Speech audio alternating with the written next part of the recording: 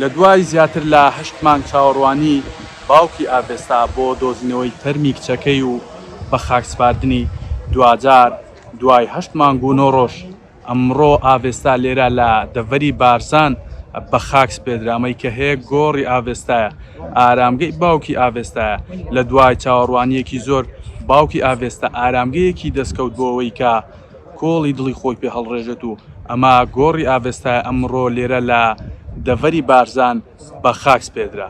ئەمەی کە هەبوو باوکی ئاڤێستا لەو 8 مانگەی ڕابردوودا ئێمە ئەمان بینی بەردەوام لێرە لە دەڤەری بارزان لەسەر ڕووبارەکان بوو، بەردەوام باوەڕی بەوە هەبوو کە ڕۆژە لە ڕۆژان تەرمی ئاڤێستا ئەدۆزرێتەوە، دایمە ئەپاڕایەوە نزایە کرد بۆ ئەوەی کە سەرەداوێکی ئەم بابەتەیان دەست بکەوێت. ئەمەش لە دوای زیاتر لە 8 مانگ دوێنێ تەرمەکەی دۆزرایەوە ئەمڕۆ لێرە لە بارزان بە خاکس پێدرا و ئەمە دوا مەنزڵگەی ئاڤێستا یوسفە.